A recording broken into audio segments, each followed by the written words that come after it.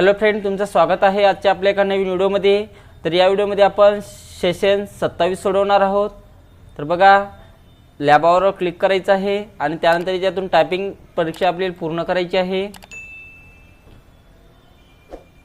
Next करा आणि याच्यामध्ये तुम्ही काहीही टाईप केलं तरी चालते आणि त्यानंतर याच्यातून सेव्ह करायचं आहे, त्याला ओके करा आणि एस आय एमवर क्लिक करायचं आहे आणि यामध्ये बघा एंड एक्झाम हे नाव टाकायचं आहे आणि त्यानंतर कन्फर्म करा।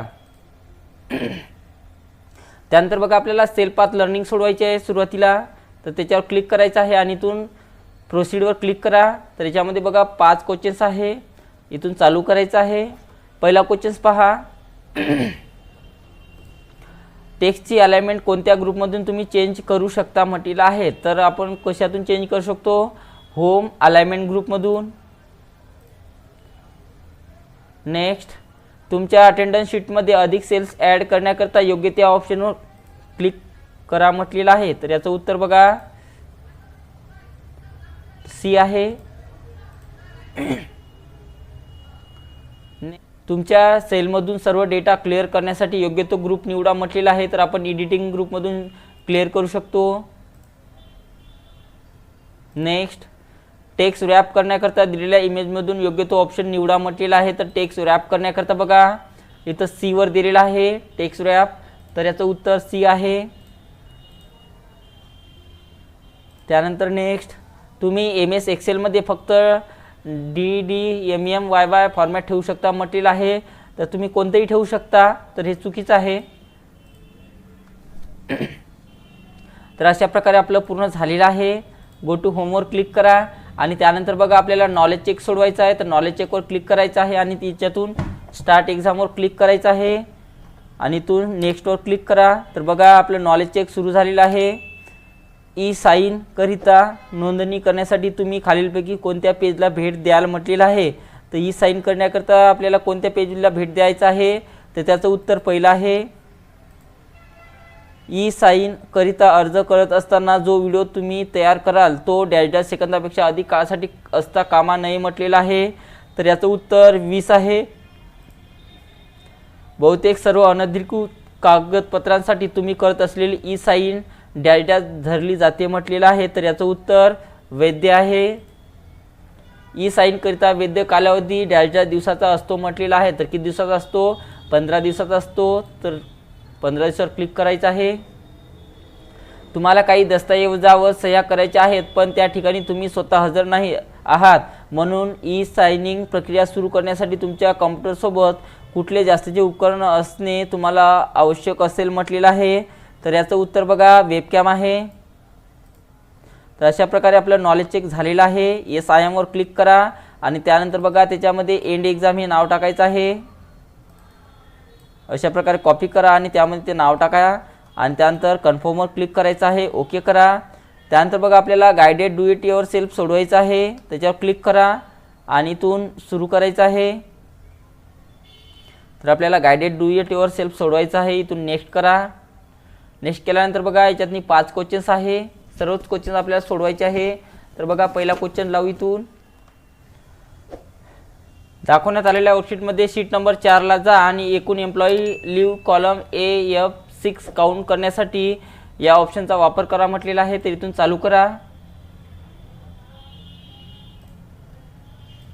तर बघा पहिले पाहून घ्या कुठं आहे, तर बघा टोटल लिव्ह इथे दिलेले आहे। तर आपल्याला सर्व टोटल लिव्ह आपल्याला इथे काउंट करायचे आहे।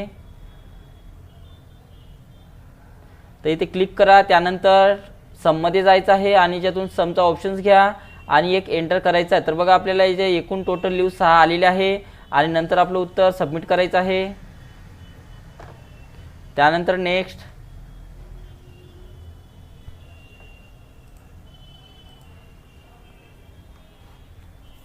त्यानंतर काय म्हटलेलं आहे बघा,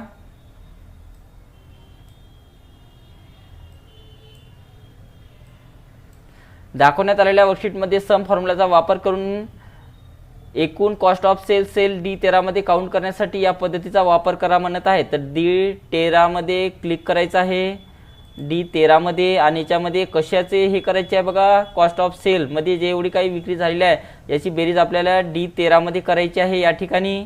तर या ठिकाणी क्लिक करा, ॲटोसममध्ये जायचं आहे आणि इथून समचा फॉर्म्युला घ्या आणि त्यानंतर बघा लॅपटॉपपासून तर इथपर्यंत पूर्ण संख्या सिलेक्शन करायची आहे आणि एक एंटर करा. बघा इथे टोटल निघालेलं आहे. त्यानंतर बाहेर क्लिक करा आणि त्यानंतर आपलं उत्तर सबमिट करायचं आहे.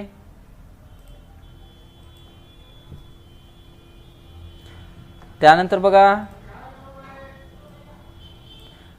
दिलेल्या वर्कशीटमध्ये सेल A9 सिलेक्ट करा म्हटलेलं आहे. तर A9ला सिलेक्शन करायचं आहे. इथून A9ला सिलेक्शन केलं मी. त्यानंतर त्याला थिक आउटसाईड बॉर्डर अप्लाय करायची आहे. तर बॉर्डरमध्ये जा आणि थिक आउटसाईड बॉर्डर इथून द्यायची आहे आणि नंतर आपलं उत्तर सबमिट करा, ओके करा आणि त्यानंतर पुढचा क्वेश्चन इथून लावायचा आहे.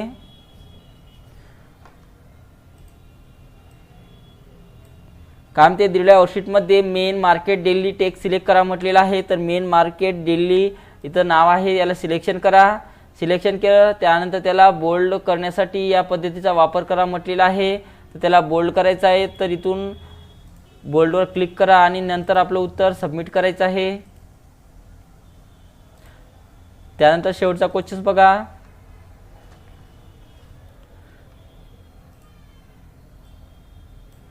दिलेल्या वर्कशीटमध्ये सेल C3 सिलेक्ट करा. ते राईट अलाइन करण्यासाठी या पद्धतीचा वापर करा म्हटलेला आहे. तर C13वर क्लिक करायचं आहे. इथे C13ला सिलेक्शन करा. त्यानंतर बघा राईट अलाइन करायचं आहे त्याला. तर राईट अलाइनसाठी इथे राईट अलाइन दिलेलं आहे आणि त्यानंतर आपलं उत्तर सबमिट करायचं आहे. तर अशा प्रकारे डू इट युअर सेल्फ पूर्ण झालेला आहे. SIMवर क्लिक करायचं आहे आणि त्यामध्ये बघा एंड एक्झाम हे नाव टाका.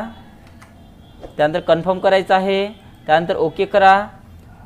त्यानंतर बघा आपल्याला प्रोसेस फोलिओ सोडवायचा आहे. 1 मिनिटाचा टायमिंग आहे, पूर्ण करून घ्या आणि त्यानंतर सिम्युलेशनचे क्वेश्चन सोडवायचे. इथून तर स्टार्ट करायचं आहे सिम्युलेशनचे क्वेश्चन्स.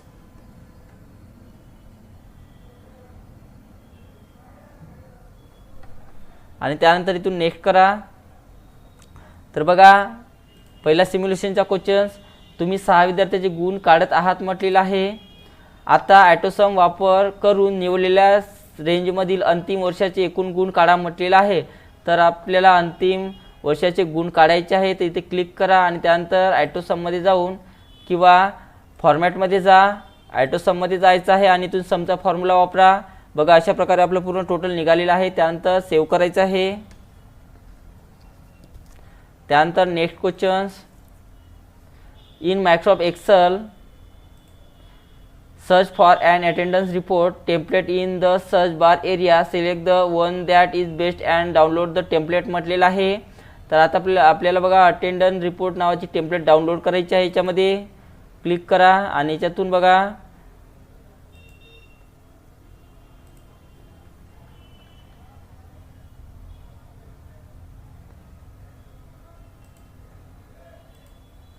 क्लिक केलेलं आहे आणि इथून डाउनलोड करा आणि नंतर आपलं उत्तर सेव्ह करायचं आहे. त्यानंतर नेक्स्ट,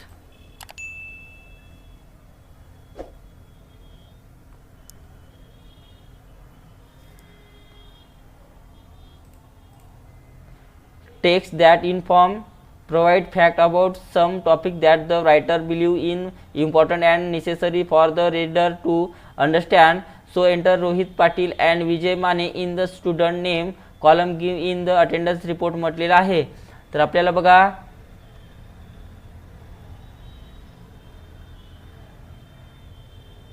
तर आपल्याला नाव टाईप करायचं आहे यामध्ये रोहित पाटील आणि कोणतं नाव टाईप करायचं अजून विजय माने. तर खालच्या हातनी क्लिक करा विजय माने आणि त्यानंतर सेव्हवर क्लिक करायचं आहे.